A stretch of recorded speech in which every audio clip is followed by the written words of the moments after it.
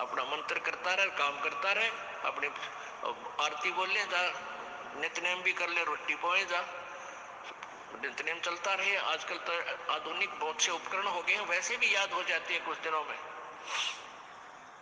और नहीं बैठ के अपनी किताब लेके वह पढ़ ले। अब हवन हो गया तो हम अपना काम आप करेंगे, जब बात बनेगी। किसी के बच्चा हो जाता था। सतगुरुदेव की जय। बंदी छोड़ सतगुरु रामपाल जी भगवान की जय। सत साई भगत जी। भगत जी, जैसे भी आपने बोला कि आरती को लेकर खड़े होकर करने के लिए बोल रहे हो, बता रहे हैं। जैसे गुरुजी तो बोल रहे हैं, आदेश दे रहे हैं गुरुजी कि तू मंत्र किए जा, आरती किए जा, रोटी पोए जा। मालिक आदेश दे रहे हैं मुख कमल से। ऐसा कोई गुरुजी ने आदेश दिया हो कि नहीं तुम खड़े होकर करो? गुरुजी बोले रोटी बनाते हुए कर, काम करते हुए कर, मंत्र कर। मालिक ये बोल रहे हैं, ये बताना ज़रूरी है। इसमें सत्संग में पूरा गुरुजी बता रहे हैं, आदेश गुरुजी कह रहे हैं वो करना है। मेरा ये मतलब नहीं था कि वो ये खड़े होके क्यों कर रहे हैं, यह क्यों कर रहे हैं, या और भी कुछ जैसा आप बता रहे हो।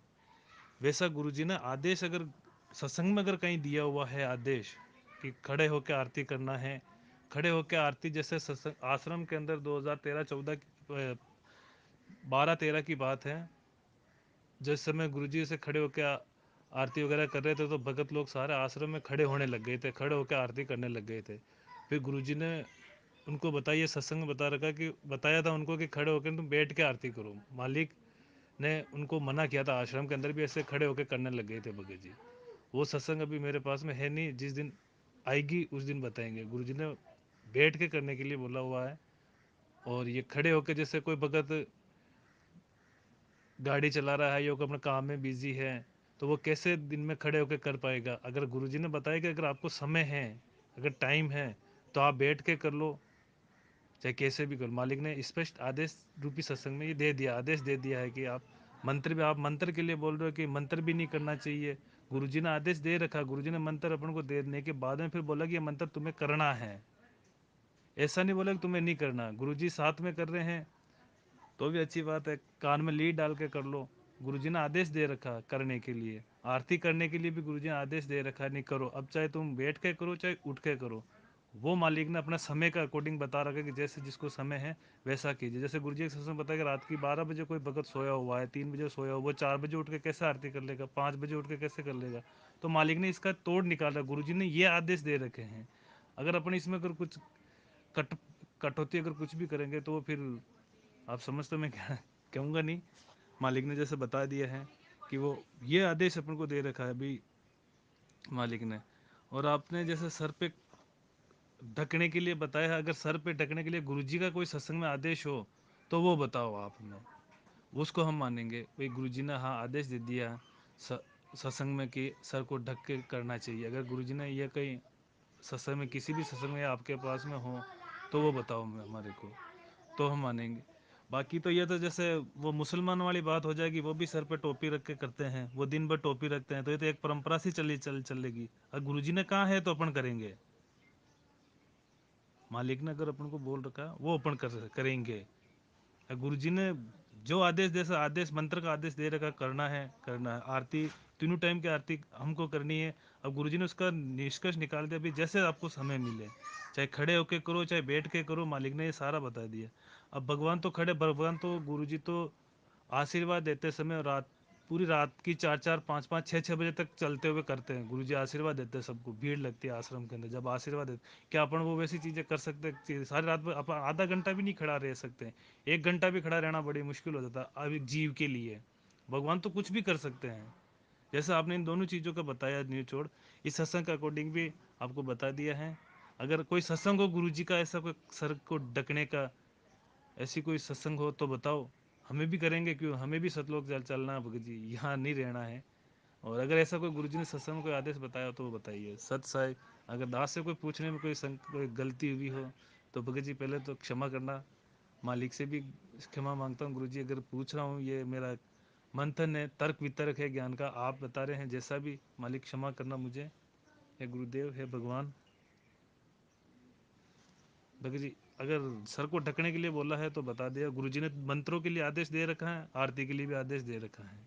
सत बंदी छोड़ सतगुरु रामपाल जी भगवान की जय हो। सतसाई भगत जी, ये आत्मा के संस्कार और उसकी आध्यात्मिक यात्रा के ऊपर निर्भर करता है कि वो आत्मा कहाँ तक की यात्रा कर पाएगी।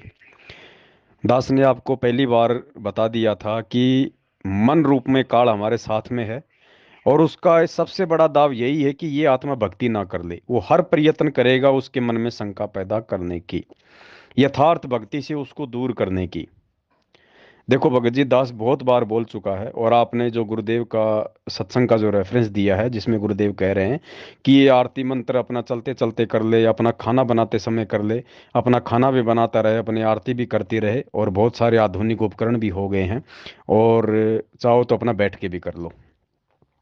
भगत जी, ये परमात्मा ने सत्संग में कहा कि जब ये दास सत्संग करता है ना, तो सत्संग स्थल पे भगत जी प्रथम कक्षा का विद्यार्थी भी बैठा होता है और पीएचडी वाला भी बैठा होता है। अब जिस आत्मा को वो सत्संग ग्रहण करने की जैसी पात्रता होती है, जैसी योग्यता होती है, उसी अनुसार गुरु जी के वचनों को वो आत्मा ग्रहण कर लेती है। तो उस समय भगत जी नया भगत भी बैठा होता है, उस समय वो मायाधारी लोग भी बैठे होते हैं, वो काम धंधे व्यापार में उलझे हुए लोग भी सत्संग स्थल में बैठे होते हैं, जो इतना ज्ञान समझ नहीं पाते। तो परमेश्वर का जो सत्संग होता है उसका मतलब वो अपने हिसाब से निकाल लेंगे कि ठीक है यार, गुरु जी ने कह दिया काम धंधा करते करते अपने आरती मंत्र कर लो, ठीक है यार, अपना ऑफिस में बैठे हैं, अपना कस्टमर आ गया, उनसे बातचीत भी होती रहेगी, पीछे नित्य नियम भी चलता रहेगा, अरे कोई नहीं भाई, अपना खाना भी खाते रहो और अपने आरती भी कर लो, बस हो गया हो गया।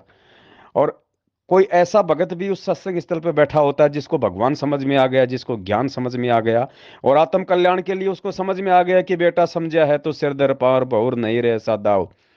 तो भगत जी वो अपना फिर विधि विधान से काम करेगा, वो गफलत वाला काम नहीं करेगा, वो बीच में छोड़ने वाला काम नहीं करेगा, वो परमेश्वर के विधान अनुसार वाला काम करेगा।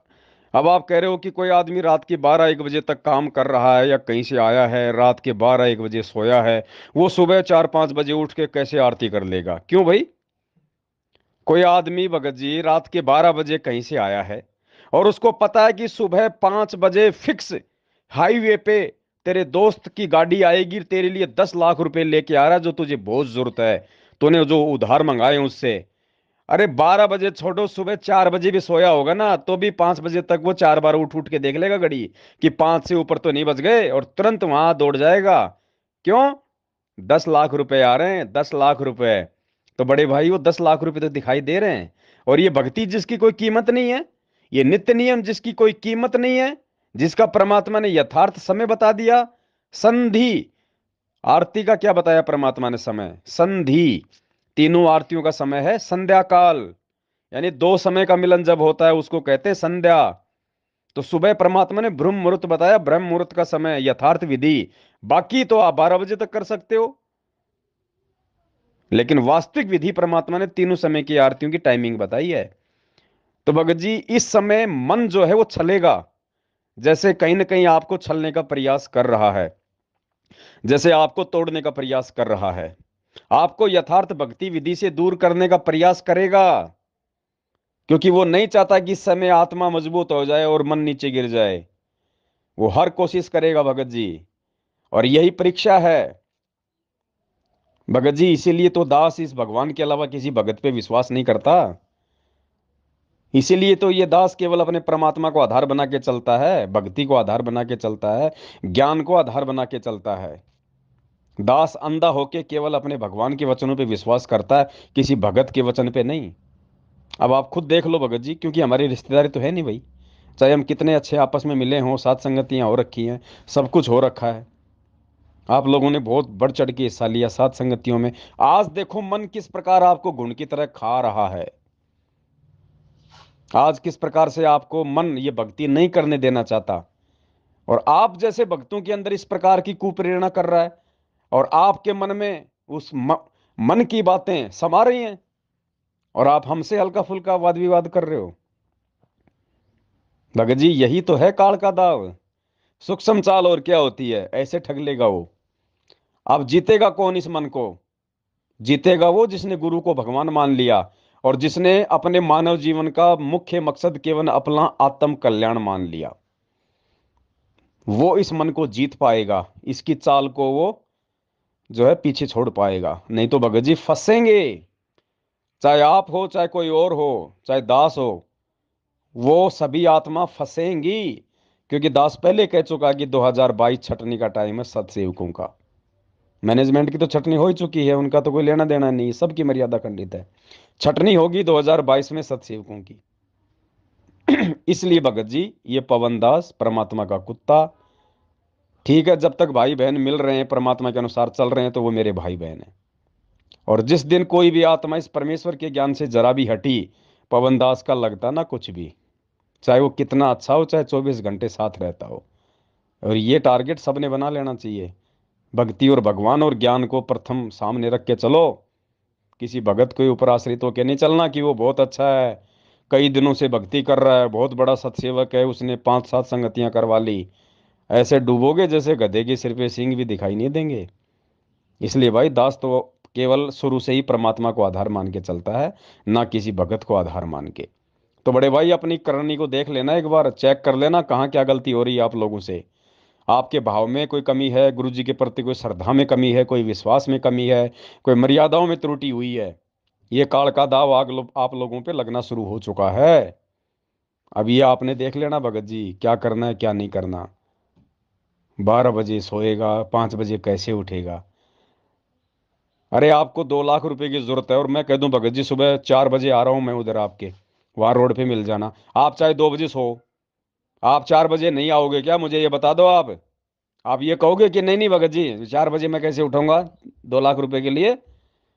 आपको नींद नहीं आएगी, नींद घड़ी में चाबी भरोगे 2 बार, एक 4 बजे की और एक 4 बजे से 15 मिनट पहले की, कि दो में से एक अलार्म तो बजे बजेगी।